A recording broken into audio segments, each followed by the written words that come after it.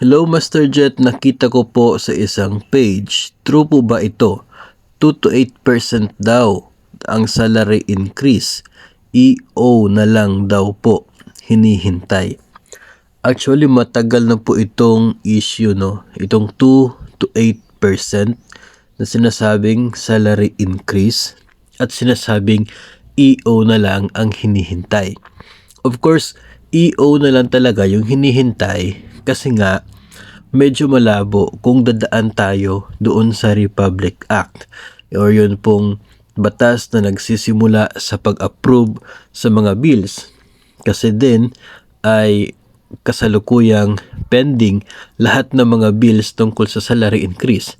Kaya yung pinakamabilis, pinakamadali na paraan para magkaroon nga talaga ng pagtaas ng sahod ay sa pamamagitan ng isang EO, Executive Order, galing sa Pangulo. Yung rate na 2 to 8% ay lumabas na po yun 2023 pa. Noon pong panahon na pinag-uusapan pa yung budget sa 2024. Nung time na yon ay lumabas na nga itong 2 to 8% na pwede daw increase. Pero marami naman talaga yung nagsasabi na sobrang liit lang naman ng increase na yan. No, kung tutuusin, no, mas maliit nga talaga siya compared doon sa kinaiinlaban na increase ng karamihan na nakabase doon sa House Bill ni kasalukuyang Finance Secretary Ralph Recto, kasi 10% yung increase doon. So ito ngayon mga master ay parang palagay ko ay pinost lang muli, di ba? Na itong issue na tulad po dyan.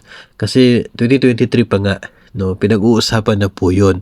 Noong mga times na nagkakaroon tayo ng mga episodes tungkol sa salary increase, sinasabi natin wala pang basis for any salary increase, maliban na lamang kung biglang magkakaroon ng executive order ang Pangulo. Matagal na po na sinasabi natin yan. So ito ngayon, may nag-post na page tapos share yung maraming mga nag-aabang sa increase. Wala naman po talaga nagbago. Ganun na po talaga yun since last year pa po. Isa pa kasi, noong pinag-usapan yung budget, mayroong sinabi si DBM na nasa 16.9 billion na ito pong miscellaneous fund, no?